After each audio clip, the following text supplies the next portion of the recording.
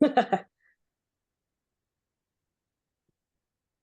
and welcome back to Seesaw Podcast. We're here today with Sydney May. Welcome, Sydney. How are you doing? Good, thank you. Thanks for having me. No problem at all. And the reason we have Sydney on today is that she will be at the Sight Village 30th anniversary evening. So Sydney, if you just want to tell us firstly a little bit about yourself. Yeah, so I'm registered severely sight impaired, have no sight myself, and I'll be performing some stand-up comedy at the Sight Village event, which is kind of crazy, but cool. Yeah. Yeah, what do you want to know about me? That's the is it 40th anniversary? So big 30th, I celebration of think. Sight Village. 30th, yeah. 30th, that's it. I'm Yeah. jumping ahead a decade. Don't age me as well with that. I'm 32, not 42. Oh, fantastic. So you're a comedian, a public speaker. Let's start with the comedy side of things. How do you get into comedy? It's quite a difficult one to get into. You got to have a lot of cojones to go into that. Yeah, I mean, I was a musician first, so you may or may not be able to see on my video. There's all sorts of guitars on the wall behind me. Nice.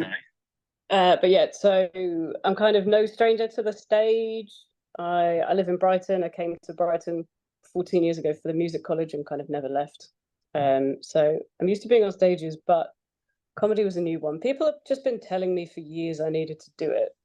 And then I did a course for fun, signed up for a course in the beginning of 2020, got, I think, about 4 weeks into a 6-week course, and COVID hit.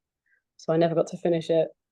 It's supposed to end with a graduation gig where everybody performs, and yeah, that never happened. So it was only about this time last year I saw an advert for another course and thought, yeah, why not? I'll sign up for that again. And that graduation gig was last November, and it's kind of, I don't know, life's just exploded since then, and I'm doing 2 or 3 open mics a week, a couple of gigs, and just enjoying it, just doing it for fun, really. And it's all just me telling stories from my life because, as I always say, kind of stuff goes wrong when you can't see. It just does. Stuff Yeah. goes wrong, funny things happen, and when the stuff goes wrong, I've always been of the view of kind of, you make that choice whether to laugh or cry, and I've always made the choice to laugh at things. People have been telling me for years I need to write a book, which maybe I will one day. Just yeah, it's just me talking about life basically. Awesome. And you know, when you were a musician, I'm assuming with the guitars, you play guitar. Was it in bands or was it like singer-songwriter Yeah, things or? I wish I was a songwriter. No, I used to do a lot of acoustic-y stuff with guitar. Nowadays, I play bass in a band, a little signed band based down in Brighton here. We're called Torrid, A Love Affair. If you want to check us out as well, it's kind of post-grunge, noisy, melodic rock, which is all a bit of fun. Great. So, you know, when you were on stage with the guitar, then did you ever speak to the crowd? Did you ever have like funny stories to tell or like crowd participation? And maybe that's what led into the comedy side of things? No, I never really did that actually. I guess not being the front person, the singer, I don't chat to the crowd much. But what really gave me the push was last year I joined Toastmasters, which is a public speaking club, and I really wanted to do kind of some serious public speaking, but and I did that, but also people kept telling me I needed to go into stand-up comedy as well, so that gave me a push to revisit the idea that I thought about a few years ago. And what So made even when I'm you, trying to be serious, apparently I'm not very good at it. I'm better at being funny. But well, even the most serious talks can always benefit from a bit of comedy thrown in exactly, there, right? Can't be you all need doom a and bit of gloom. dryness sometimes, or things are just too dry, I guess. Yeah, absolutely. So when you got involved like doing the serious stuff, like what sort of serious topics are you doing at the moment?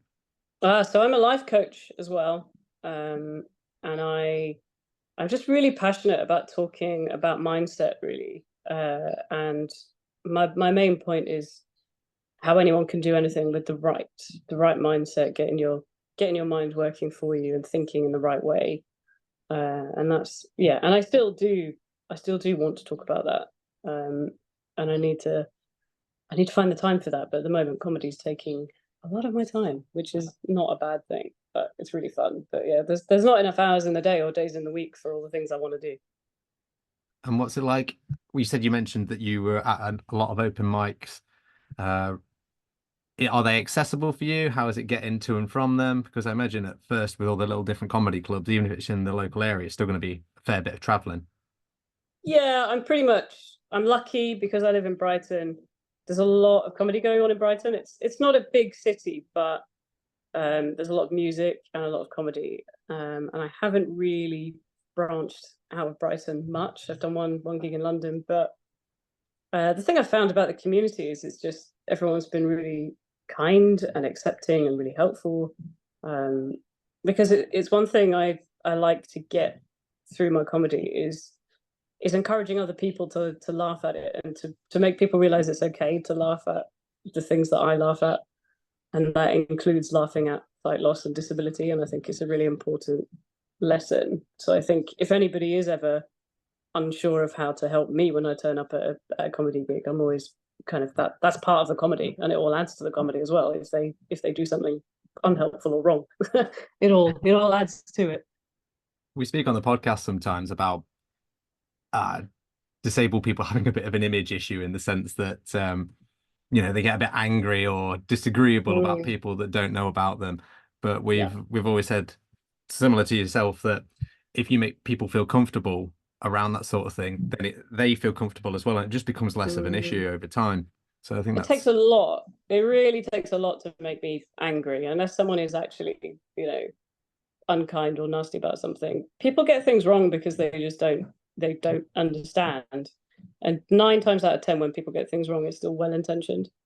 And I just refuse to spend my life angry about it. And yeah, like I say, I choose to laugh at things and also kind of teach people what is right if they get things wrong. I'd much rather help somebody else understand than get angry with them. Yeah, absolutely.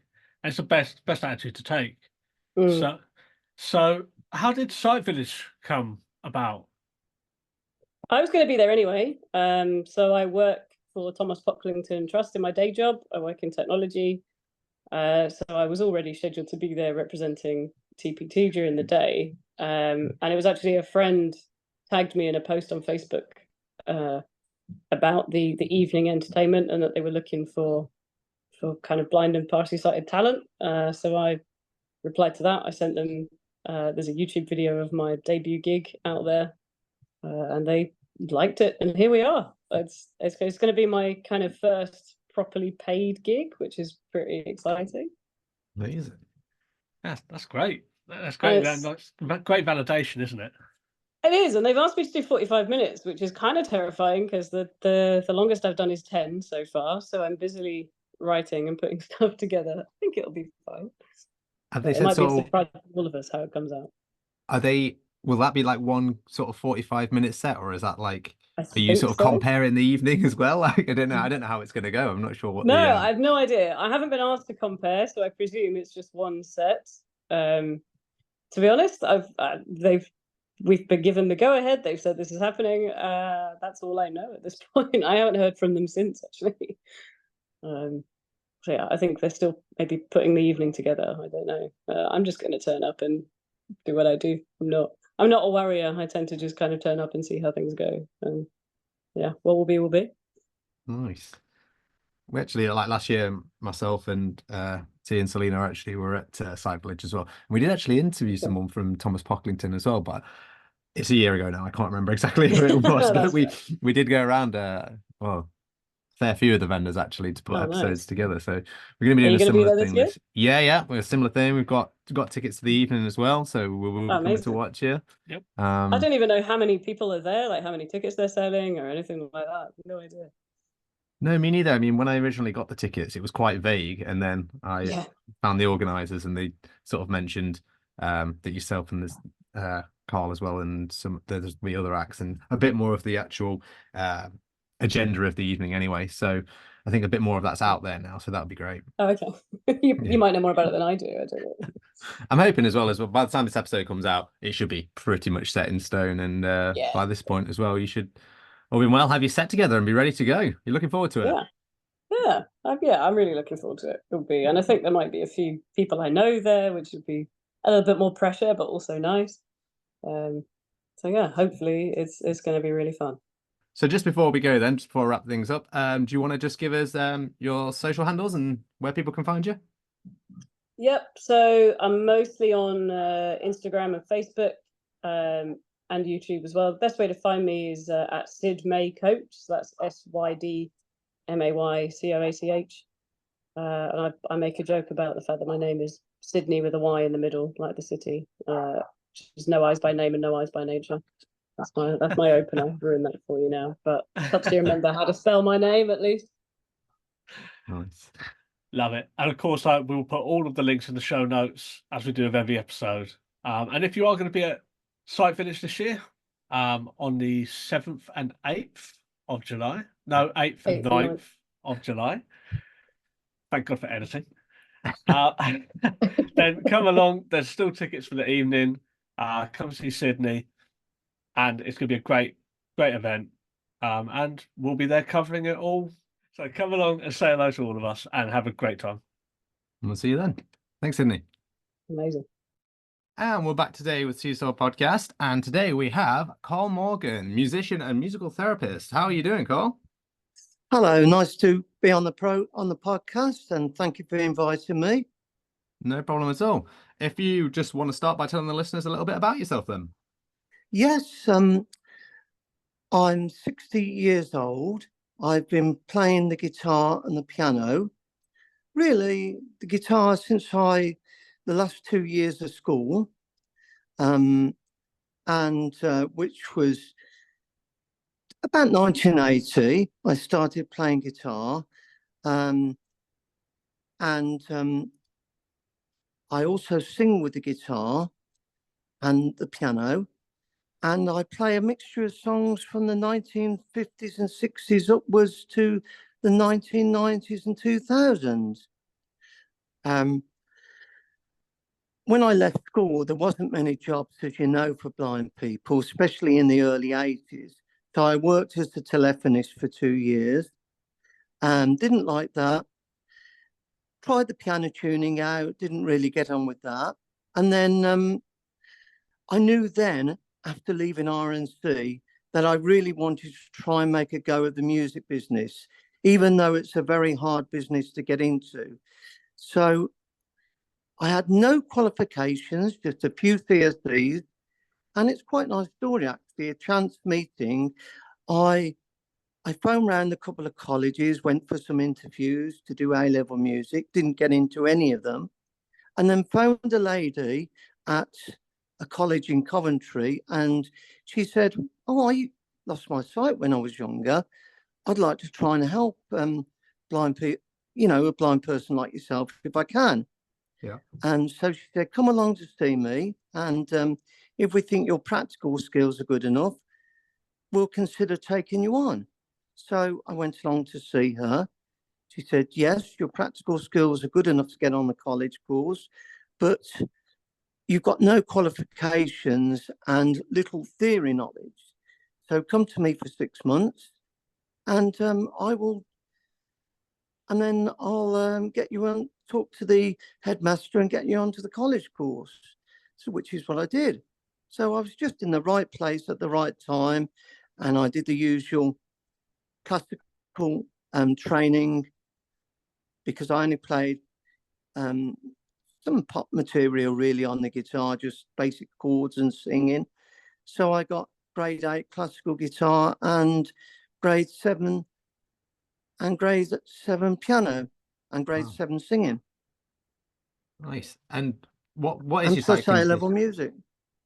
What's your sight condition, if you don't mind me asking? Yeah, sure.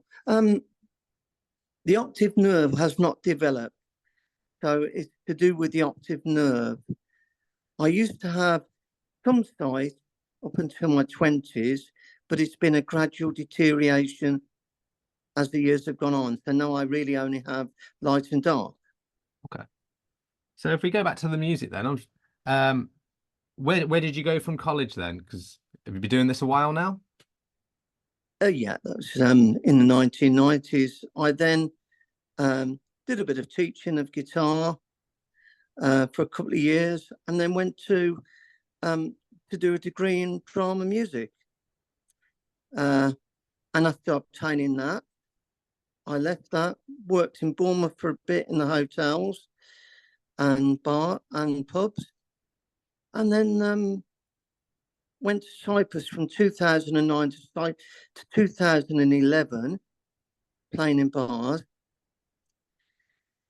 Not really very knowledgeable about the setup here in Cyprus, so I learned a lot about the way things were done musically here in Cyprus. After that, I went back to the UK in 2012 to do a master's degree in music therapy. And that's really my CV in a nutshell. Incredible. And yeah, before we started recording here, you mentioned that you're out in Cyprus right now. Yes, the main reason I'm here is I have a masonette in Bristol where I live in England, but I've now bought an apartment in Cyprus and moved in April. So I'm now doing some work in the bars and just playing guitar and singing, really. So I sing with guitar and backing tracks. Nice. Cyprus is a big move. How did you decide on Cyprus? Basically, I decided to buy an apartment here, because I'd lived here before. I didn't have a lot of money at the time in 2009, so I only rented an apartment. I've been very lucky having very supportive parents.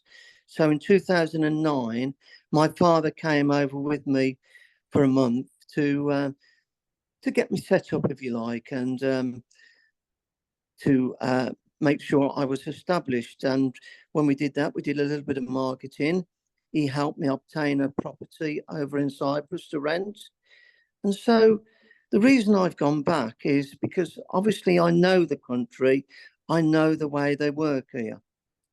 So only this time, unfortunately, I haven't got my father because he passed away from COVID 3 years ago.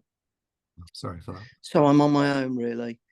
But I've made lots of friends, and I suppose I've been lucky in some ways because I've researched it well. So in terms of research, I managed to get an English estate agent and an English lawyer. And I think that's really important for anybody if they want to move abroad, not just if they're blind. I think it's just important for anybody to do that. Yeah, I mean, it was a big move, but fortunately for me, it's worked out. And I've had some friends here before from 2011 when I worked here. Okay. And do you find it's different in Cyprus to England from a musical standpoint? If, when you play in bars and things like that in Cyprus versus bars in England? I think this is one of the major things I've learned when I played in 2009 to 2011. If the Cyprians, if the bars are full, they love you. If you're getting people going, they love you. If there's not many people in the bar, then they'll just get rid of you. And I think probably that goes for everywhere, but I think the motto behind it really is to keep your act fresh and have new material. And particularly when you're playing to holiday makers, keep the music lively. The Cyprians like the music lively. And I think that's the mistake I made the last time when I was there. And now I've been here for nearly 3 months. And fortunately, I've kept the same work in the same bar since April. So I've learned from my mistakes in the past, I think. And I think that's what, that's a valuable lesson for us all to learn. Do you know what I mean? Yeah, absolutely. Absolutely. It sounds like a bit of a cutthroat situation you're in then, like It is. over there in Cyprus. It is, but the music business as a whole is a cutthroat situation anyway. I mean, if a solo entertainer is going to entertain, these days, just playing the guitar without the backings doesn't really work, particularly if you're in a pub or a hotel. People need to be able to dance to the music, and they need a good variety.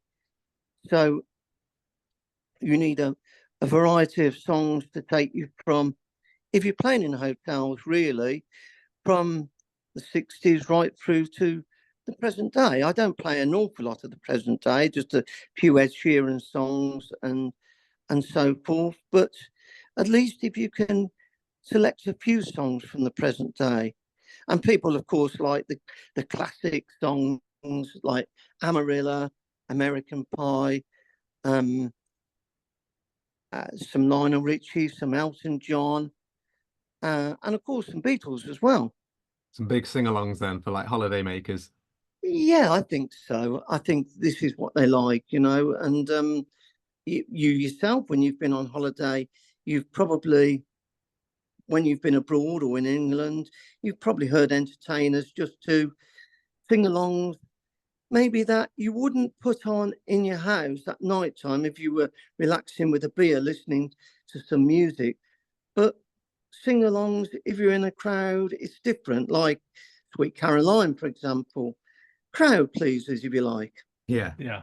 Yeah. Yeah, absolutely.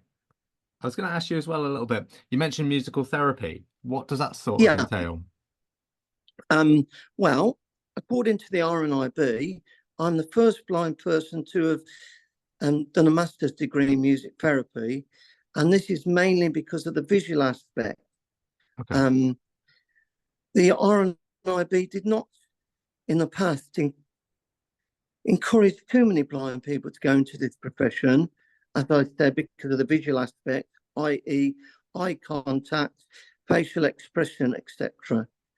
So I overcome this problem by working with, I have on Access to Work, I work with an assistant who's a trainee music therapist, and she informs me through her own improvisation. So we musically improvise together. So she might sing to me, Johnny's smiling, or Mary is laughing, because sometimes some of them can't actually talk, Yeah. or Mary is looking at you.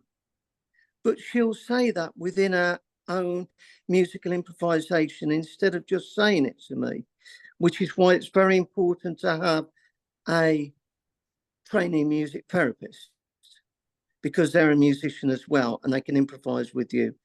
So without going on too much and boring you, if you don't mind, It's not boring, music therapy can help a lot of people with learning difficulties, dementia, and various amounts of illnesses, such as cancer, etc. And I work with people with learning difficulties who, if they can't talk because of their disability, they can't talk to you and I like we can. So they need an avenue of expression. So they might not be able to express how they feel. They might be angry one day, or they might be sad. So they can express and use music to express those emotions, which is really important, especially if you're non-verbal. And then with people with dementia, of course, I might have a group of about 8 or 10 of them, and I'll show them a picture of Elvis, play a song of Elvis Presley, and then that starts off conversations in the group, and it brings back valuable memories. It's not a cure, but it brings back valuable memories. Yeah. So, I mean, also I work with people with strokes, and one particular lady I've worked with who's had a stroke in her late 50s, she's incapacitated, bedbound, and I worked with her for 2 years, and I sung one particular song to her, and then I slowed it down, and just broke the song up and then left pauses in the middle of the song. And then she actually used her voice for the first time in 2 years, quietly, but she whispered some of the words of the song to me. Wow. So though it's not a cure, it can liven up some of those senses It sounds incredibly which rewarding, have been to be fair. dormant. Yeah. Yeah, it sounds so So, rewarding. yeah. And by the way, I would recommend any blind person, after I've done the course, it's not going to be easy. There's a lot of theory work involved, but I would certainly recommend that any blind person could do the course. Yeah, That's great. And Like I say, with that bit of help and support from an assistant, they can definitely, it is definitely possible for a visually impaired person to do this course. So it's another avenue for a career for them. yeah, absolutely. And like Cleaves said, it's such valuable and like rewarding work, and like anyone who's anyone knows how powerful music is. Like if you hear the wrong song at the wrong time, it can put you in a bad mood for the day, or you can be in a bad mood. We wake up, put on a good song or hear something on the radio, and immediately you pick up. So such an emotional response for anyone, from depending on what the song is. And it brings back a lot of emotions as well. It can bring back emotions of past relationships, but it can also make you feel very happy inside. You know, put on a happy song, it makes you feel jolly. And sometimes, you know, you just want to get up and dance if you've got a good song that you like. But this depends on the time of day. Yeah. Well, speaking of getting up, if you've had a few, yes, sorry. I was saying, if you've had a few beers, I was saying, speaking of getting up and dancing, you are soon to be playing Sight Village in Birmingham, am I right? That's right. Are you looking forward to it? How did that come about? The lady who was in charge of the marketing actually found me on YouTube. So she found my videos there and then emailed me. I emailed her back and spoke to her on the phone. And it just went from there, really. Just talked to her about the age of the people who might be they might be expecting to attend. But of course, as knowing, being at Sight Village myself in the past, there's going to be a wide range of people, yeah, a wide range of ages. And have you started to build a set around that, thinking it might be some past, present, and a little bit of in between? Yes, I have actually. Yeah, I've been thinking about that and how to sort of structure that. Not entirely, because I never always plan it absolutely for every song, but she's told me about the seating arrangements and about the size of the room, which obviously is important, and as I said to you, the age range as well. So because there's going to be quite a few people in their 20s, I'll need to do one or two up-to-date songs, maybe. Yeah, definitely. Sprinkled with some Van Morrison, some 80s songs, Stevie Wonder, Billy Joel, and because there's obviously be some older people, I can put some 60s in as well. Nice. Fantastic. So what's your favorite era of music? Have you got one? I grew up listening to punk rock, so 70s punk. I don't think we'll be doing any punk rock somehow. Me neither, but you know, any sort of rock music from any decade, really. I just like something, you know, something well known. When you're in a like you mentioned before, when you're in a sort of bar or sort of party atmosphere, like just lively music generally, it's just enough to get people up and going. I just love that sort of thing. Just live music generally, really. Yeah, that's right. Yeah. And so do you play the guitar, keyboards, or sing? I used to try and do a lot of those things, but that was the joy of being in a punk rock band. You didn't have to do any of them well, and you could still get on stage. So, but not so much anymore. I just play for personal, I think you're being modest. I think you're being modest. I think you should try and play in public if you do play, because a lot of blind people do play musical instruments, as you know. Yeah. And a lot of them do have perfect pitch. Yeah. Oh, I'm definitely not one of those. Oh, I mean, he isn't being modest, Carl. We can give you one of his EP albums when we see you at Sight Village. We'll be covering the. I don't want to. We'll be covering the event. So. Yeah. You might be a bit surprised on the style. But yeah, I hope the entertainment is going to be up to your expectations. I think it will. So what would I hope so. Yeah. I think it definitely will be. Okay, well, I'm gonna finish it off there. Thank you very much for coming to speak to us, Cole, and we'll most likely come and see you at Sight Village and say hello. Yeah, and once again, many thanks for inviting me. No problem. Been a pleasure, Carl. Been an absolute pleasure. Thank you.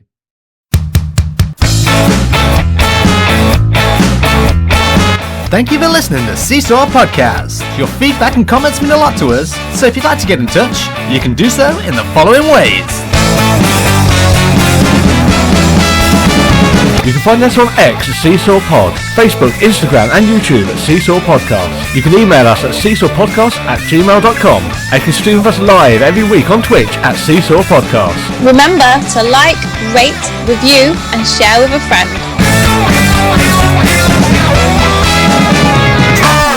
This podcast was recorded in front of a blind audience.